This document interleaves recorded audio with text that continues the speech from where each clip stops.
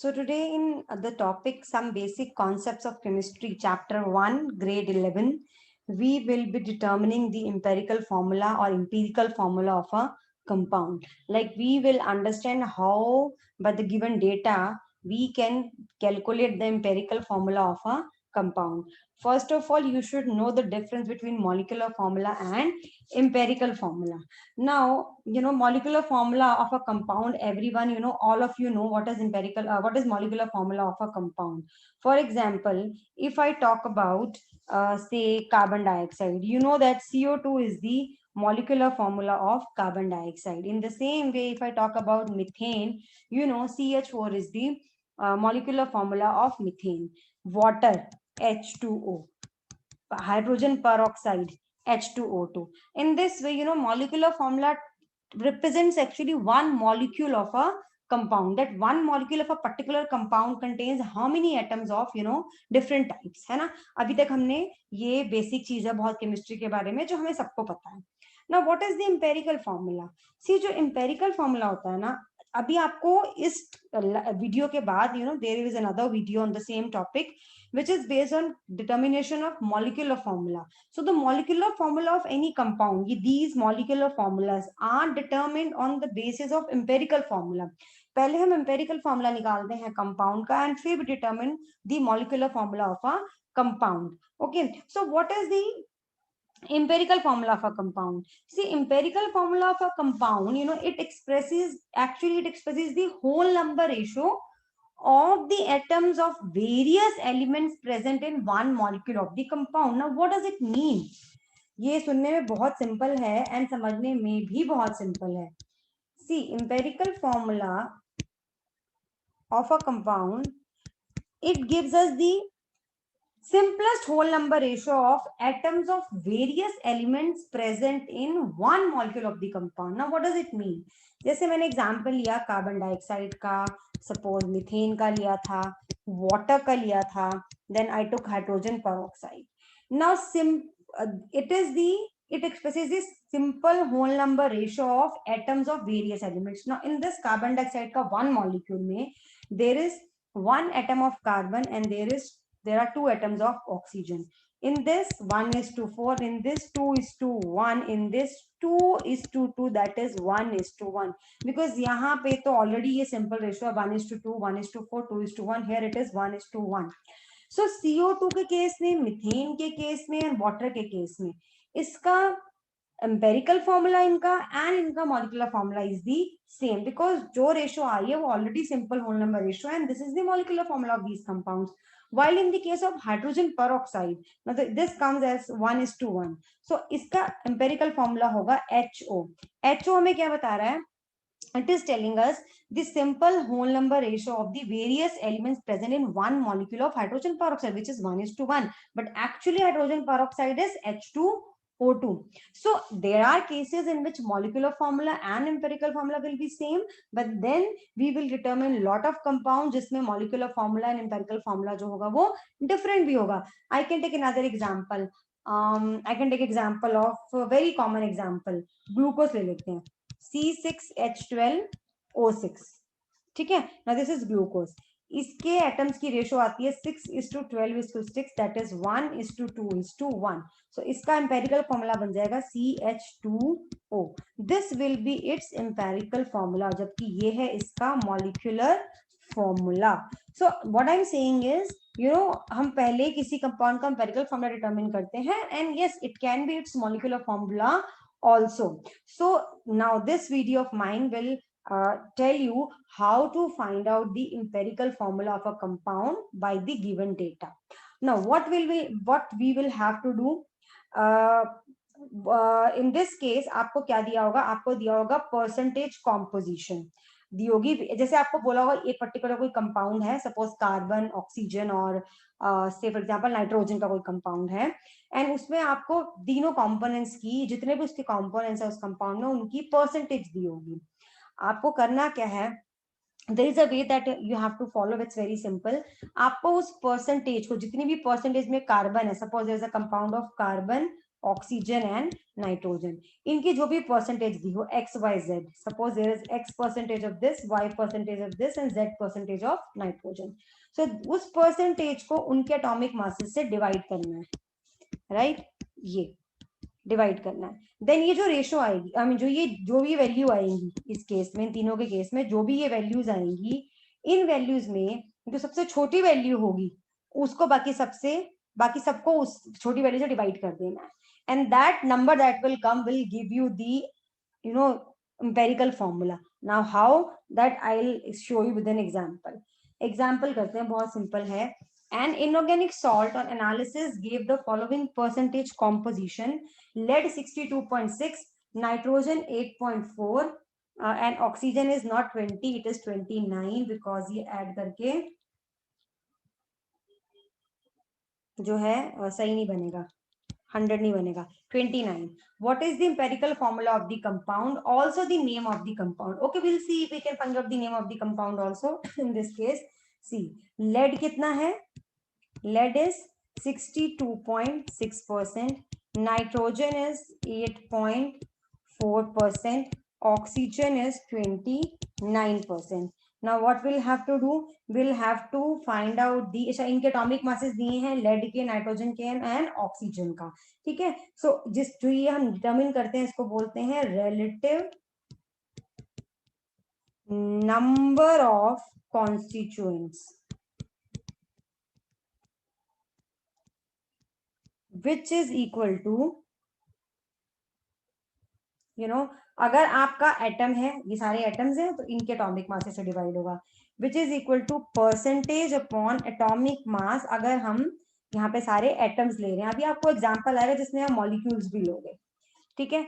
सो चलिए relative number of constituents निकालते हैं। यहाँ पे पहले लेड का निकालते हैं, लेड का हो जाएगा 62.6 upon 207, this is equal to 0.3024 आएगा।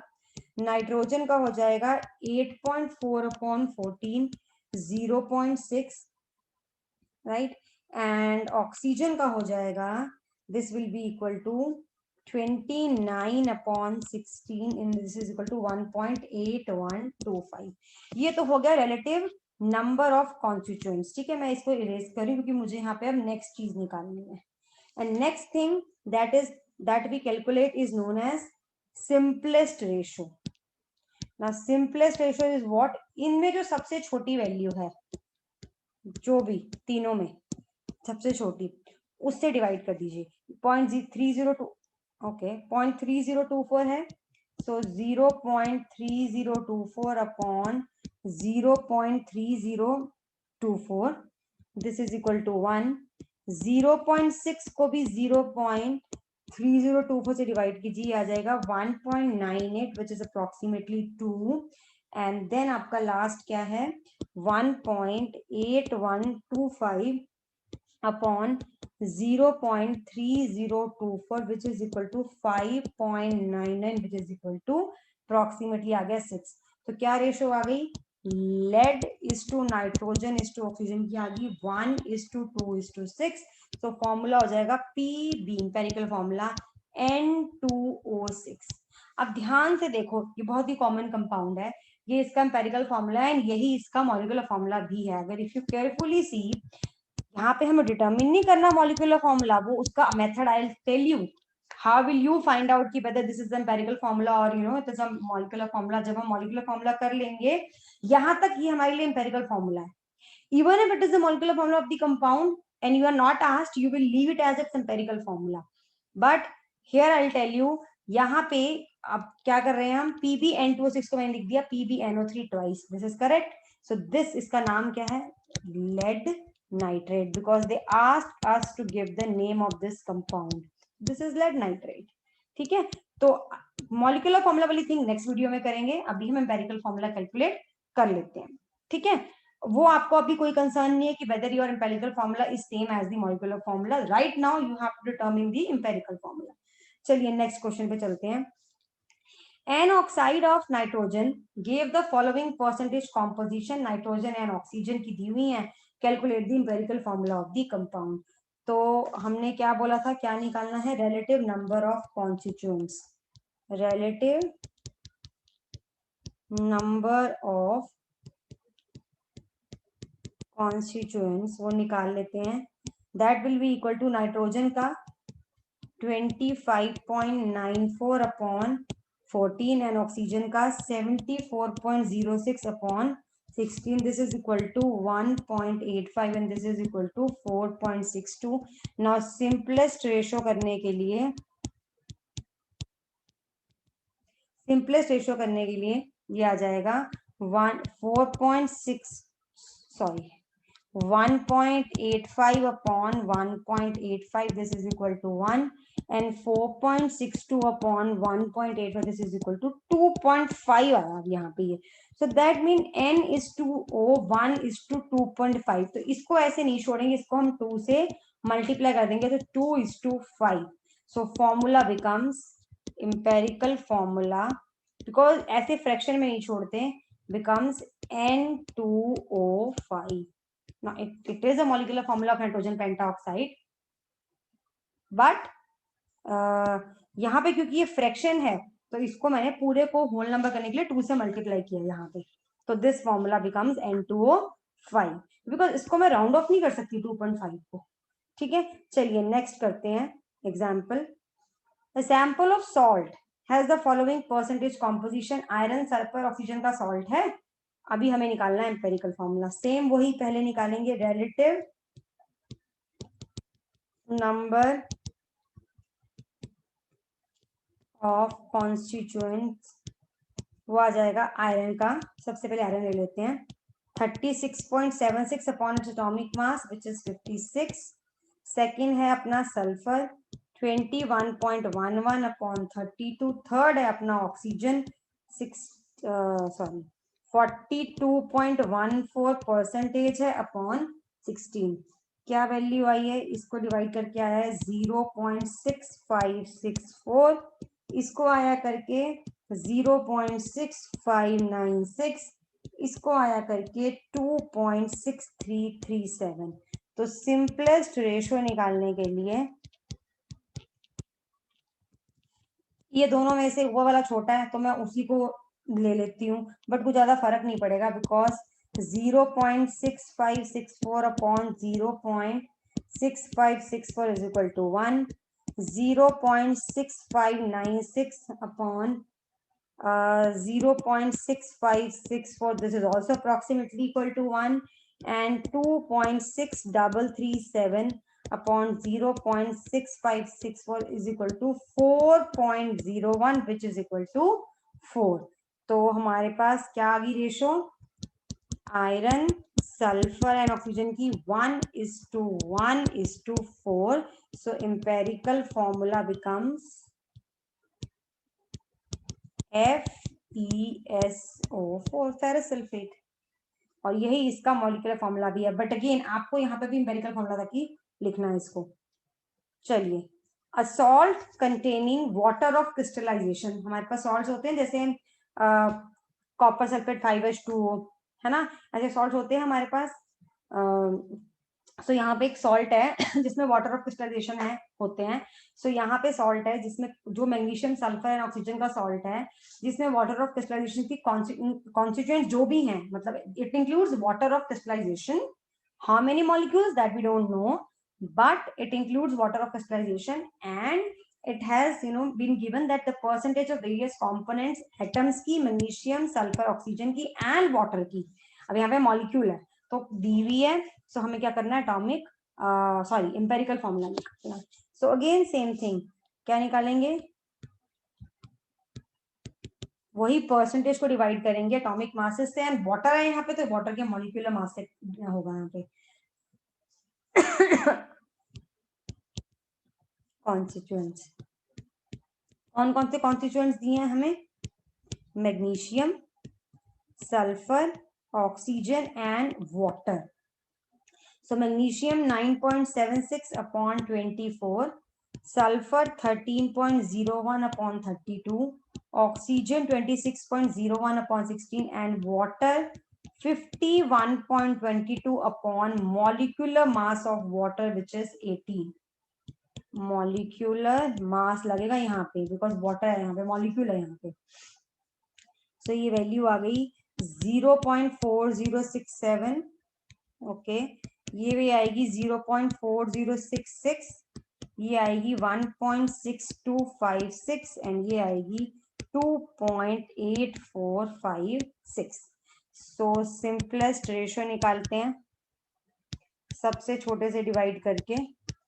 0.4066 या 67 जो भी ले लीजिए, 67 upon 4.4066, this is equal to 1। 0.4066 upon 0.4066 1, 1.6256 upon 0.4066, this is equal to 3.99, which is approximately equal to 4, and the last one is 2.8456 upon 0.4066, which is equal to 6.99, which is approximately equal to 7। तो हमारे पास क्या ratio आ गई various components की? Magnesium, sulphur, oxygen and water 1:1:4:7। So empirical formula becomes MgSO4, और water molecules हैं crystallisation के, तुमको कैसे लिखते हैं? आगे आगे लिखते हैं 7H2, राइट। सो ये हो गया हमारा क्वेश्चन नंबर 4। चलिए 5th वन करते हैं। Calculate the empirical formula of gold chloride which contains 35.1% of chlorine. Atomic mass of gold and chlorine is given. So if percentage of chlorine is equal to 31.1, then therefore percentage of gold कितना होगा? 100 minus 35.1 64.9 हो गया। तो बस अब जैसे पहले करते आए हैं वैसे ही निकाल लीजिए।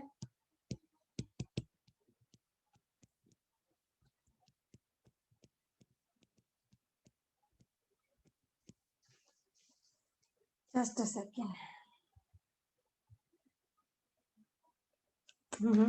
सो यहाँ पे क्लोरीन एंड यहाँ पे गोल्ड ले लेते हैं। सो 35.1 over 35.5 and 64.9 upon 197. This is equal to 0.9887 and this is equal to 0.3294. Now simplest ratio निकालने के लिए 0.9887 upon 0.3294, this is equal to 3, and 0.3294 upon 0.3294, this is 1। So क्या रेशो आ गई? Okay, gold is to chlorine की ratio आ गई, gold की 1, इसकी 3, तो फॉर्मूला बन गया EuCl3। सो okay, therefore empirical formula becomes AuCl3। ठीक है, आई थिंक लास्ट क्वेश्चन है इस टॉपिक का, because it's a very simple topic. Okay, so इस पे इतने ही न्यूमेरिकल, इतने ही क्वेश्चन बहुत हैं। तो बाकी rest you can practice from various books. ये मैंने CBSE की रेफरेंस बुक से लिया है, अनसॉल्व न्यूमेरिकल है। So you can take as many as examples and numerical from various books. चलिए अभी हम ये वाला करते हैं लास्ट। एक कोई मिनरल है ना, मिनरल में क्या होता है? ऑब्वियसली इसमें कंपाउंड्स होते हैं वेरियस टाइप्स के। इसमें कैल्शियम ऑक्साइड की परसेंटेज, फॉस्फोरस पेंटाऑक्साइड की परसेंटेज एंड कैल्शियम क्लोराइड की परसेंटेज गिवन है। आपको एम्पेरिकल फॉर्मूला निकालना है। एग्जैक्टली सेम वही मेथड है, बस होगा का यहाँ पे सबके मॉलिक्यूलर फॉर्मूला से जो है गिवन है उनके अकॉर्डिंग उनके मॉलिक्यूलर मासेस से हम डिवाइड कर देंगे। ठीक है, सो एग्जैक्टली वही करना है।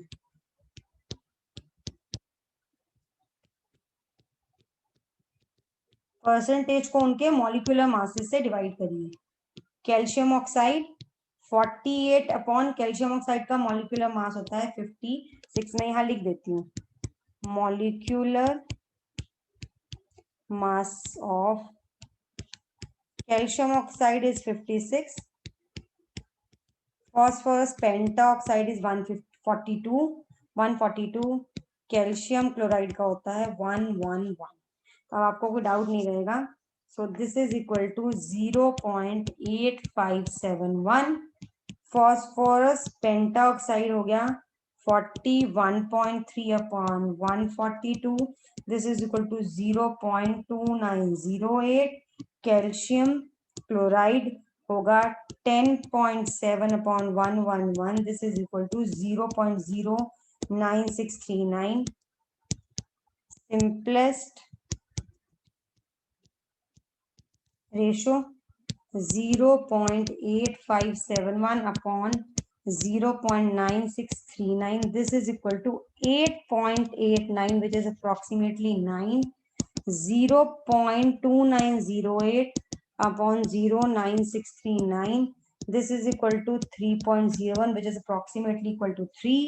And 0.09639 upon 0.09639. This is equal to 1। तो हमारे पास क्या आ गई ratios? Calcium oxide is to phosphorus pentaoxide is to calcium chloride 9:3:1। therefore empirical formula becomes, mineral में जो नंबर ऑफ मॉलिक्यूल्स होते हैं वो आगे लिखे जाते हैं, जैसे मैंने वाटर ऑफ क्रिस्टलाइजेशन के लिखे हैं। सो 9CaO dot 3P2O5 dot CaCl2 minerals ऐसे लिखे जाते हैं। this is the way we write their formulas. So this is all about determination of empirical formula.